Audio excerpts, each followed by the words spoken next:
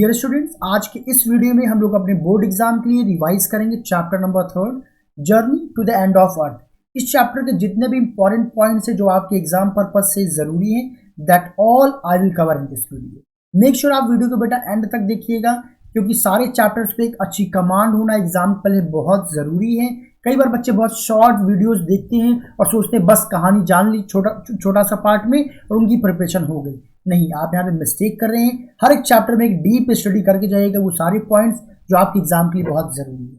तो जैसा कि चैप्टर का title journey to the end of the earth, तो एक्चुअल में यहाँ पे जो नरेटर है वो बात कर रहे हैं बेटा अंटार्कटिका के बारे में ही। उसी को इन्होंने एंड ऑफ द अर्थ बोला है, बिल्कुल आखिरी जो छोर होता है उसकी इन्होंने चर्चा किया। तो वो कह क्या रही है कि वो एक्चुअल में रशियन एक बोर्ड थी, रिसर्च बोर्ड थी, जो कि group of high school students का था, जिसका नाम था एकेडमिक सोलास्की। इस पे वो कहाँ जा रही थी? अंटार्कटिका जा रही थी, और उन्होंने जो कुछ भी वहां पे एक्सपीरियंस किया that she had shared in this chapter. जब वो वहां पे पहुंचती है तो देन शी रिवील्स, वो बताती है कि अंटार्कटिका कैसा रीजन है, एक कोल्डेस्ट, ड्राइस्ट एंड विंडिएस्ट कॉन्टिनेंट है इस संसार का। तो सबसे पहला पॉइंट आप यही याद रखिएगा कि उन्होंने सबसे पहला क्या एक्सपीरियंस शेयर किया कि सबसे ज्यादा कोल्डेस्ट, ड्राइस्ट एंड विंडिएस्ट कॉन्टिनेंट है इस पूरे वर्ल्ड का। देन आफ्टर वो शेयर करती कि वहां पे पहुंची कब, तो वो बता रही है कि शी कमेंस हर जर्नी, उन्होंने अपनी जर्नी की शुरुआत की थी कहाँ से?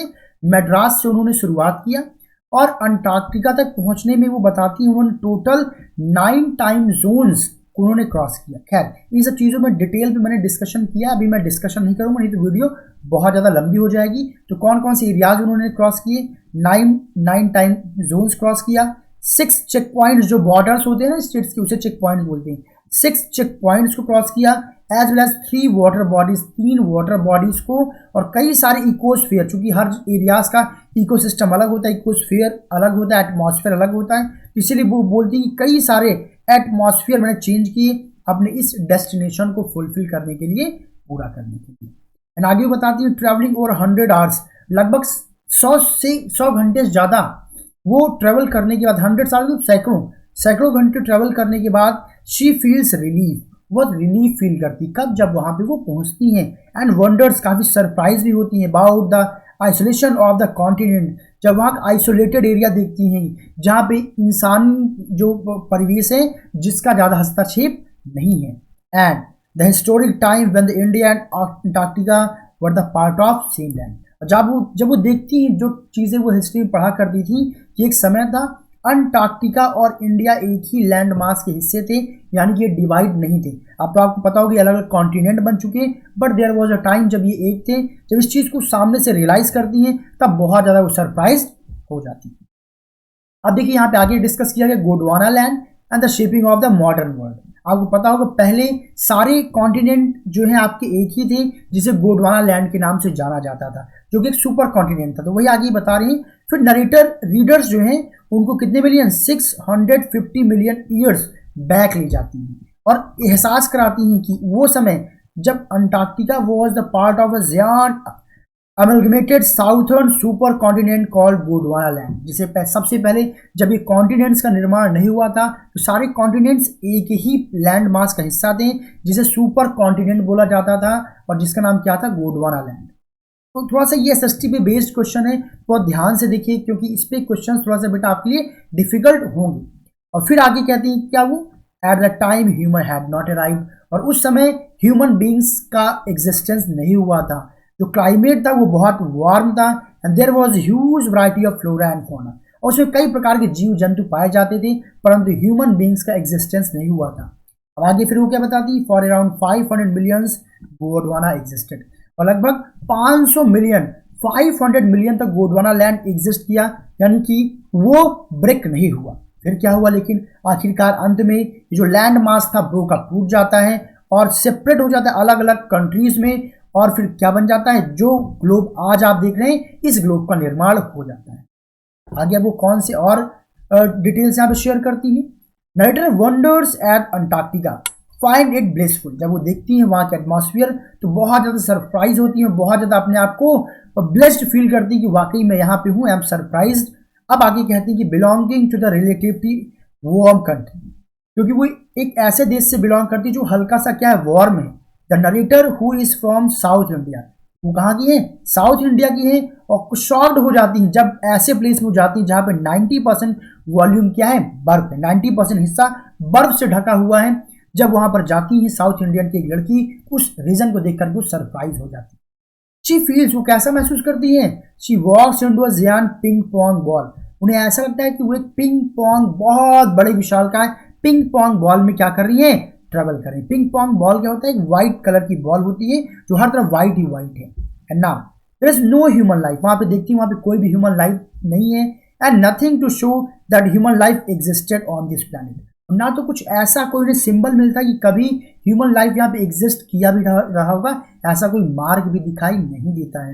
And she is surrounded by midges and mites, blue whales, limitless expanse of iceberg. वो कहती है मैं किससे घिरी हुई हूँ, ब्लू व्हेल से, मिजेस एंड माइट से, और वेल्स जिनका, और साथ में वो आइसबर्ग जिसका कोई एंड नहीं है, दूर दूर तक आइसबर्ग है। एक ऐसे रीजन से वो वहां पे घिरी हुई है। साथ में the surreal 24-hour summer lights and airy silence that interpret only by the breaking of the iceberg is mind boggling। वो कहती है वहां पे ऑल द टाइम सन्नाटा छाया रहता है, वहां पे किसी भी प्रकार का शोर शराबा नहीं है। वहां बस एक ही प्रकार का शोर आता है जब कोई आइसबर्ग टूटता है, तभी वहां के सन्नाटा जैसे वो भी टूटता हो। और ये जो मोमेंट अपने आप में बहुत ही ज्यादा सरप्राइजिंग। साथ में अब ह्यूमन इम्पैक्ट क्या रहा इन्वायरमेंट के लिए, वो आगे बताती है। Human being have been on the earth about 12,000 year. लगभग 12,000 साल पहले किसका एग्जिस्टेंस हुआ, ह्यूमन बींग्स का। और वो बताती है the short span of time we have change face the environment of for words. वो बताती है कि इतने कम समय में ही हमने इन्वायरमेंट का जो फेस है काफी ज्यादा बुरा हाल कर दिया, बहुत ज्यादा बदतर कर दिया है। क्या करके, we have dominated our earth establishing cities and mega cities. Cities और मेगा सिटीज बना करके हम क्या कर रहे हैं, पृथ्वी की लाइफ को, पृथ्वी को, नेचर को हम क्या कर रहे हैं, डोमिनेट कर रहे हैं।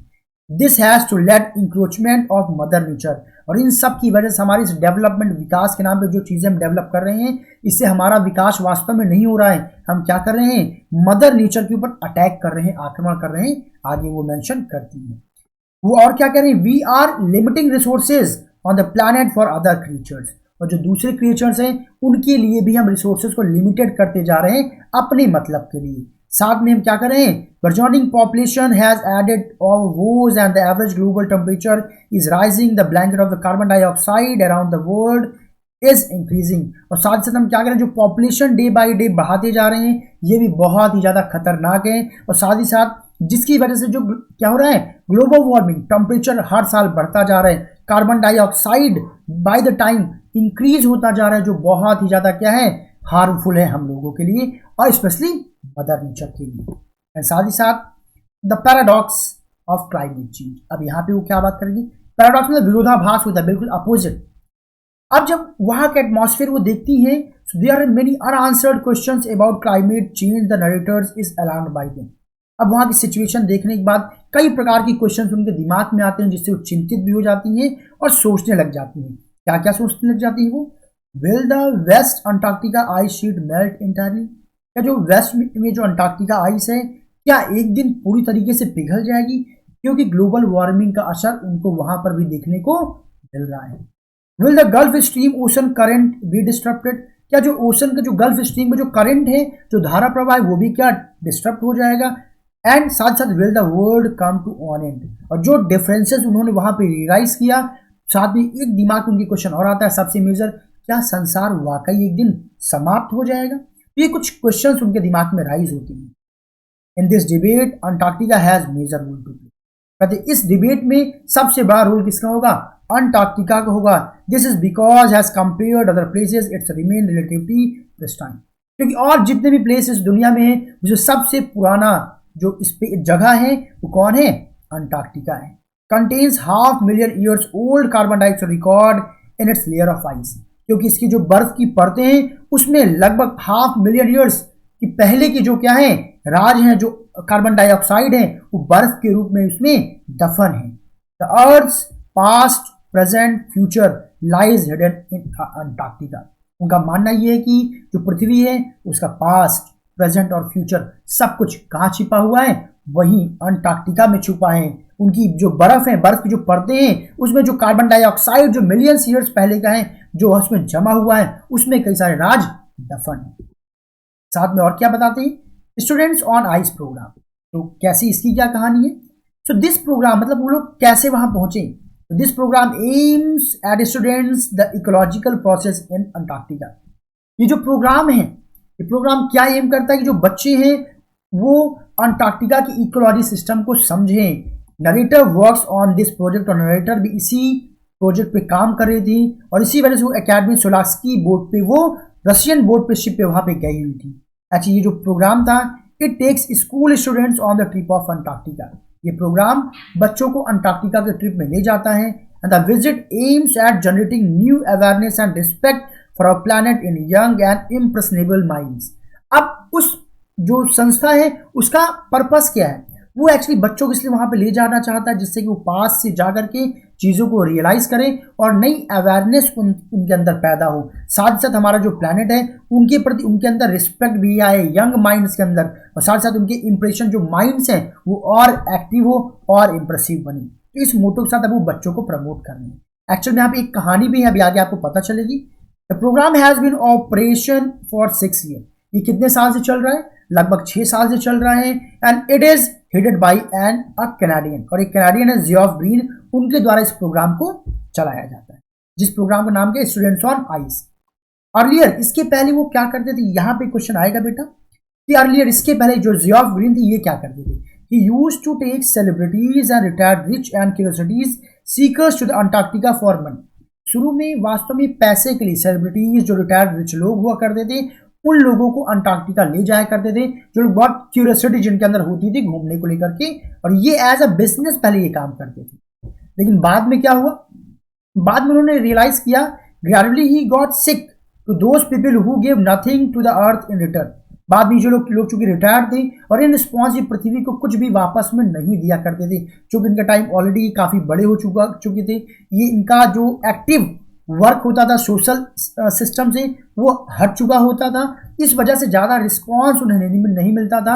इसलिए उन्होंने क्या प्लान किया, he decided to take school students there. इसलिए उन्होंने प्लान किया कि बुजुर्गों को ले जाने से अच्छा है कि मैं किनको ले जाऊँ, बच्चों को ले जाऊँ, क्योंकि यही आगे चल करके एक्टिव सिटीजन बनेंगे और ये एक अच्छा रोल निभाएंगे हमारे मदर नेचर को और हेल्दी करने में।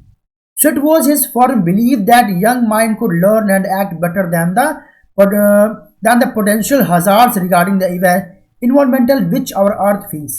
अब उनका मानना क्या था कि वास्तव में जो बच्चे हैं वो ज़्यादा बेटर तरीके से सीख सकते हैं और उस पर वर्क करेंगे, जो भी दिक्कतें जो भी प्रॉब्लम्स हमारी एनवायरनमेंट इस समय फेस कर रही है उसको वो समझेंगे, और जब उसको सामने से समझेंगे देखेंगे तो सिंपली फ्यूचर में उसको इम्प्रूव करने की कोशिश करेंगे। इसीलिए उन्होंने क्या किया कि सेलिब्रिटीज रिटायर्ड ऑफिसर्स की बजाय उन्होंने बाद में स्टूडेंट्स को वहाँ पर ले जाना ज़्यादा बेटर समझा।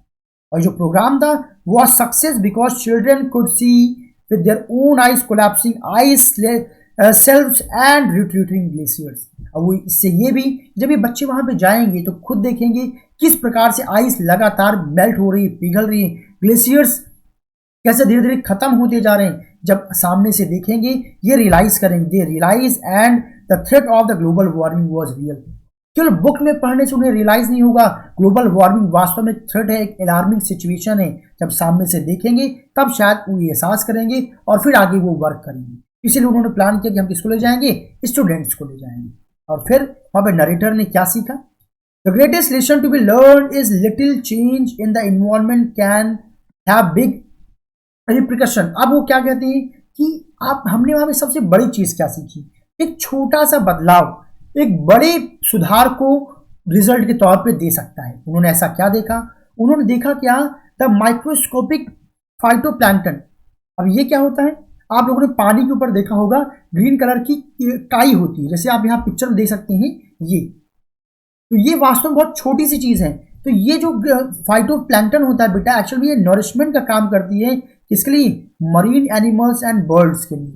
तो वहाँ की जो वाटर बॉडीज थी वहाँ पे लोगों ने देखा क्या, जो फाइटोप्लैंक्टन थे ये वास्तव में एक भोजन की तरीके काम करते थे, नरिशमेंट की तरीके काम करते थे, जो मरीन में जो एनिमल्स या बर्ड्स रहते थे। And any more depression in the ozone layer will affect the activity of these gases. और ओजोन लेयर में थोड़ा और अगर इफेक्ट हुआ, इंपैक्ट आया, तो वास्तव में सबसे पहला प्रभाव किसके ऊपर पड़ेगा?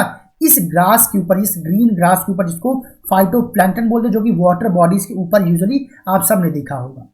अब अगर ये खत्म हो जाएगा तो पहले बताया गया कि ये नरिशमेंट का काम करती है एनिमल्स एंड बर्ड्स को, यानी कि अगर हम किसको सेव कर लें, हम अगर इन्हीं ग्रीन ग्रासेस को सेव कर लें तो जो एनिमल्स है वो अपने आप क्या हो जाएंगे? प्रोटेक्ट हो जाएंगे। इसलिए ऊपर ये बोला गया कि लिटिल चेंज, जो छोटा सा चेंज है वो एक बड़े सुधार को क्या करता है? रिजल्ट के रूप में, परिणाम के तौर पे देता है।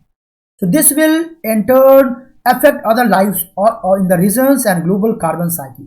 वही मैंने जो भी डिस्कस किया वही आगे उन्होंने बताया कि इससे क्या होगा, जो वाटर बॉडीज में रहने वाले जो अदर क्रिएचर्स हैं उनके ऊपर भी इसका बुरा प्रभाव पड़ेगा और कहीं ना कहीं कार्बन पे भी, ग्लोबल कार्बन साइकिल पे भी इसका प्रभाव पड़ेगा। Now the phytoplankton leads us to conclude that if we takes care of small things, और फाइटोप्लैंक्टन हमें ये बता रहे हैं कि अगर हम छोटी छोटी चीजों का ख्याल करें तो big things can be saved, बड़ी चीजें ऑटोमेटिकली सेव की जा सकती है। तो पहले हमें बड़ी चीज को सेव नहीं करना है, हमें पहले पृथ्वी को नहीं सेव करना है, हमें पृथ्वी के छोटे छोटे जितने भी पार्टिकल्स हैं उनको सेव करना है। अगर हम उनको सेव करने लग जाएंगे तो मदर नेचर ऑटोमेटिकली सुरक्षित हो जाएंगे, कहने के यहाँ पे ये मतलब। अब वो वहां की ओशन में जब चलती है तो वो मेमोरेबल क्यों होता है? बेसिकली ओशन पे, पानी पे कोई नहीं चल सकता है, तो बट वहां पे ओशन पे चल रहे तो मेमोरेबल क्यों हुआ आप जानते हैं। The narrator says that the experience on installing on the ocean at Antarctica was never to be forgotten incident of war. कहते जब हम वहां पे उतरे और वहां की ओशन पे हम लोग चले तो वो एक ऐसा इंसिडेंट था कि मैं कभी भी नहीं भूल सकती हूँ। क्यों भूल नहीं सकती हूँ? क्योंकि कहते हैं कि एट 60.55 डिग्री साउथ इक्वेटर के किस एंगल पे? 65.55 डिग्री पे narrator and other students were told to get down. सारे बच्चों को और नरेटर को बोला गया कि आप लोग शिप से बाहर आ सकते हैं। और जितने भी वहाँ बच्चे सब लोग क्या करते हैं? गॉड-टेक्स यानी कि जो भी वहाँ के अकॉर्डिंग जो सूट था वो सूट पहनते हैं, सनग्लासेस पहनते हैं, और फिर कहते हैं ओवर 180 मीटर सॉल्ट वाटर, लगभग 180 मीटर गहराई वाले सॉल्ट वाटर पे वो लोग उतरते हैं। अब ये पॉसिबल था, क्यों उतर पाए? क्योंकि सिंपली वहां पे क्या था? There was 1 metre thick layer of ice. वो लोग उस ओशन पे इसलिए उतर पाए क्योंकि उस ओशन के ऊपर 1 मीटर मोटी परत वाली बर्फ जमी हुई थी, यानी कि वो लोग डूबने के खतरे से बचे थे। इसीलिए वो मोमेंट बहुत ही स्पेशल था उनके लिए। And it was breathtaking experience to see the crab eater seal sitting in the periphery. अब कहती है ये एक अमेजिंग मोमेंट था कि जब हमने वहां से क्या एक्सपीरियंस किया, जो क्रैब ईटर, यहाँ पे पिक्चर में देख सकते हैं, क्रैब ईटर बैठा हुआ है, तो जो सील होता है कहाँ पे? बिल्कुल जो पानी है, जो वाटर बॉडी है उसके बिल्कुल किनारे पे वो बैठा हुआ है। It was truly a memorable experience for all, और हम सब लोगों के लिए ये एक्सपीरियंस सबसे बेहतर था, सबसे अलग था। आगे क्या कहती है? The difference of the Antarctica trip. क्या डिफरेंस उन्होंने पाया? द ऑथर इज ओवरवेल्ड, वो बहुत ही भाव विभोर हो जाती हैं with the beauty of balance in play our planet. हमारा प्लैनेट कैसे ब्यूटी को बैलेंस करता है, जब इस चीज को इतने पास से वो रियलाइज करती है, then she was surprised. She has many questions in her mind. उनके दिमाग में कई प्रकार के क्वेश्चंस थे, जैसे कि what would happen if Antarctica become a war place. क्या होगा अगर अंटार्कटिका एक गर्म जगह बन जाए? Will human beings will survive on the earth. तो उस सिचुएशन में क्या ह्यूमन बींग्स सर्वाइव कर पाएगा? Whatever be the answer to this question. खैर इन प्रश्नों के आंसर जो कुछ भी हो, she was full of optimism. खैर अब वो ऑप्टिमिज्म से भरी हुई थी, बहुत आशावादी थी about the teenagers who are full of idealism to save the earth after having made the trip of Antarctica. कि वो जो लोग अब अंटार्कटिका का ट्रिप ले चुके हैं, वहां पे से जा करके नेचर को सामने से रियलाइज किया, अब लोग ऑप्टिमिज्म उनके अंदर था कि हम मदर नेचर को सेव करने की पूरी कोशिश करेंगे। और विद दिस चैप्टर बेटा फिनिश हो जाता है। ओवरऑल मोटो यहाँ इस चैप्टर का यही था कि जब तक आप चीज़ों को सामने से रियलाइज नहीं करेंगे, सामने से देखेंगे नहीं, आप प्रैक्टिकल नहीं बनेंगे, तब तक चीज़ों को आप रियल में समझ नहीं पाएंगे। सो स्टूडेंट्स, आई होप ये चैप्टर आपको यूजफुल लगा। लगभग जितने भी इंपॉर्टेंट पॉइंट्स इस चैप्टर के, that all I have tried to cover in this chapter. Video को 1-2 बार देखिएगा ये वाली, क्योंकि ये चैप्टर थोड़ा सा और सब चैप्टर की तुलना में इजी है, क्योंकि somehow it is based on SST as well, यहाँ पे स्टोरी कम है और डिटेल्स चीजें जाता है। एक्चुअली इस वीडियो कहीं पे ब्रेक करते हैं, मिलते हैं अपने अगली वीडियो में। Thank you so much everyone, see you soon with the next video. Thank you.